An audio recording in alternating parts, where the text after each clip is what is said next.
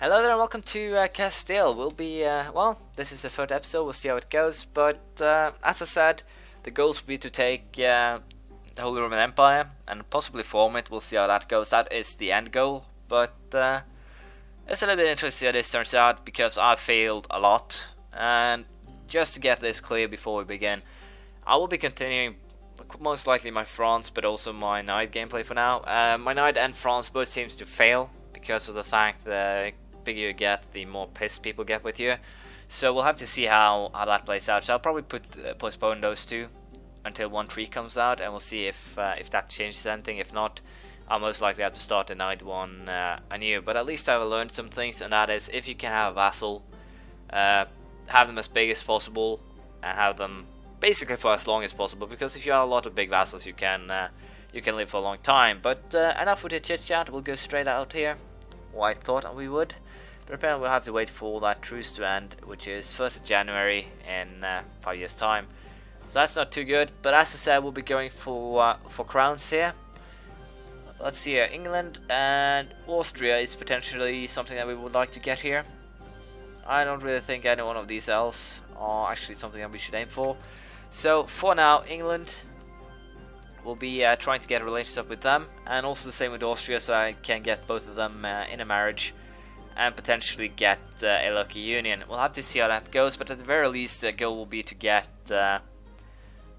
my dynasty on their thrones, because the more thrones that share your dynasty, the better off you really are, because by doing so you can get lucky PUs, but you can also use the Claim of Throne Caster spell to take their lands. And we'll see if we can do that. I'll probably also have to do some research on Aragon's case if I actually have to royal marriage them, or if I can just sit by and wait. So with that in mind, we'll just start and we'll see how this plays out. Hopefully, I can get the royal marriage with England soon, and the same with Austria. So until then, I guess. It seems that I do need to have a royal marriage with Aragon for the event itself to fire. As far as I know, the trigger is, or seems to be, that I need to have a royal marriage with Aragon, and the heir of either myself or Aragon need to be a male, while let's put it this way, if I have a male, they need to have a female. If I have a female heir, they need to have a male heir, and that is basically how the event could be triggered. So that is kind of interesting. So we'll see if we get lucky and it actually fires. I kind of doubt it, but at least I can hope. So with that in mind, I think I'll actually just keep on going. I do have royal marriages with Portugal, Aragon and England, and currently that is it seems Portugal have gotten an heir now.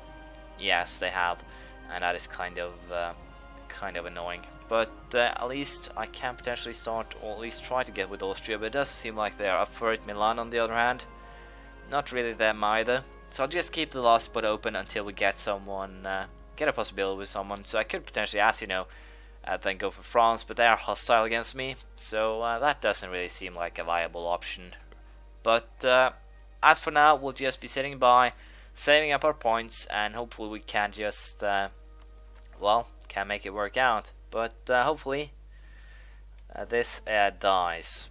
I should have checked that out earlier, or in the introduction, I guess. But yeah, the rulers here are basically what will be slowing me down. The 112 current king, and then the 000 heir, the worst heir possible. But we'll see how it plays out. But for now, not really much I can do. So I'll be sitting here trying to get myself going, and I think I'll actually go ahead and offer an alliance to these guys. And that basically means that I not really have that many places I can expand now, but going after, let's say, France is potentially a good thing I could do now. So we'll see how it turns out. But hopefully I get called into this war, because then I can hopefully try and get my bad heir killed in a battle. But I don't count on it. And I should also, I think, start fabricating some claims in Morocco. The problem here is that I will not be coring any of the Moroccan lands myself, and that has a very simple solution reason.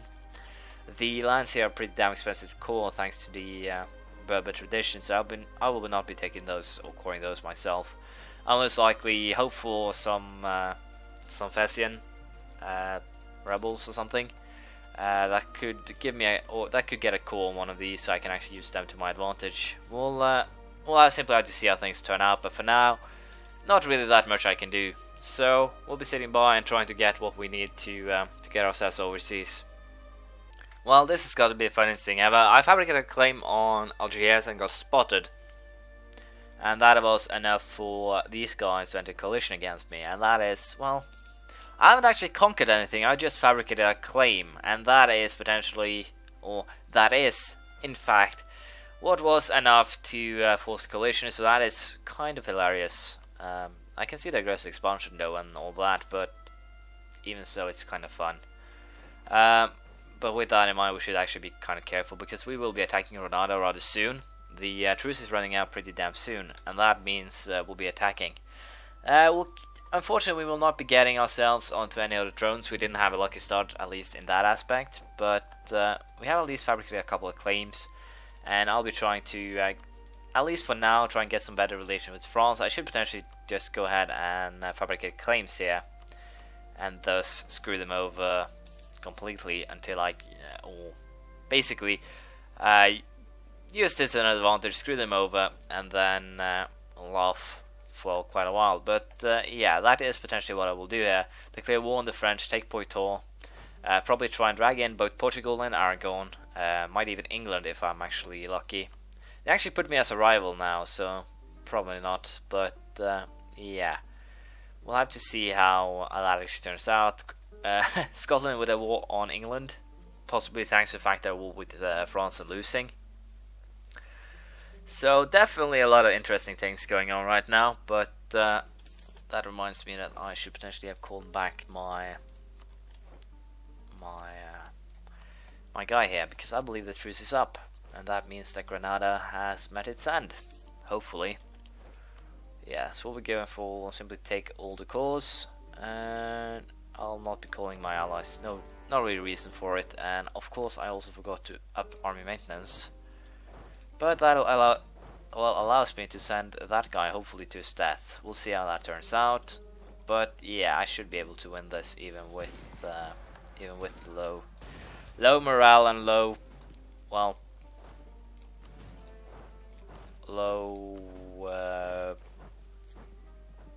maintenance.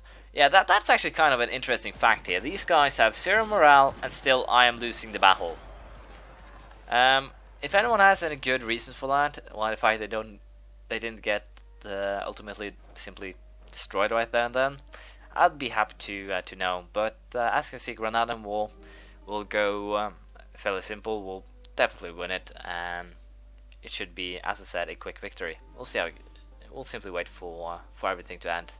As you can see, sieges have been completed, and with that, we'll go for the full annexation. It'll cost me 45 diplomatic power. I'm a little bit unsure if setting him as a rival will actually help here, but I do have a feeling it will, and if not, I'll lose below 10 power. So just to do another little check here, we'll set him as a rival, and then we will be making our peace. And as you can see here, I sacrificed 10 points and saved 7 in total then. So as long as it's not a 1 or 2 province minor, I'm pretty sure you should be able, or setting people as a rival is rather helpful.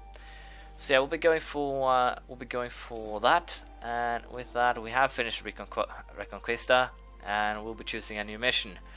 Let's see, what do we want to do? Remove Navarra from the map, spread our culture, or so yeah, I think I'll actually go for simply remove Navarra. It will allow me to get a better, well, border overview, something to north here, and I can potentially use that to attack England itself, take these provinces, and then march straight into enemy territory here. But who are these guys actually allied with? They're not actually allied with anyone. They're warned by France, so attacking them should be a piece of cake, and it'll cost me a little bit on both diplomatic and also in terms of admin power, but it should be fine even so. Take Navarra, and there we go. We'll simply keep siege up. I'm pretty sure they don't actually have any troops. They do not. So yeah, a little bit unsure what we'll actually do here, if we'll vassalize or if we'll go for the full-out annexation. I'll simply have to wait and we'll see what we'll do. I'll not be accepting any one of those alliances. I might accept an alliance with wow, that annoys me a lot. So should potentially start investing my powers a little bit more, keep better eye on them. But yeah, as I was saying, we'll not be doing that much in the opening year, so simply finish Reconquista, and taking Navarra is basically, I think, the most we'll do. But we'll most likely go after France and try to release a vassal or 3. So we'll see how it goes. Military attack 4 has been reached. Pike Square, with it we get military attacks plus 0.25 along with 0.5 land morale. So that should help out quite a lot, especially against countries that doesn't have it. But as you can see, France already has it. England, well, England doesn't have it, but going after England right now is potentially a waste of time. But as you can see, releasing, for example, or Guyenne, I think they have actually quite a lot of claims in this case. So releasing them could potentially be a good thing. And well, I could always feed them some other French territories as well. So we'll see how that turns out. Another potential thing I could do is simply force the French to release these 2 vassals, and then I can vassalize them again, most likely once I get the border, as you see here. So that is a potential way of growth, peaceful growth in this case. So yeah, that's something I'll have to consider. But Provence, declare war on. There are some Aragonese troops here, so I have no idea why. Are you guys allied? Yeah, they're actually at war with them already. So that's kind of not interesting, especially the fact that Aragon is taking land. Because if they take land and I am lucky enough to get the wedding event, then I will be getting that land by definition again. So it will still cost me 45 diplomatic power. I can't simply go ahead and vassalize them. It will also cost me 45, but there's another reason why I don't want to vassalize them, and that is the very simple reason of, if I do, then I'll most likely get myself into trouble simply because of the fact that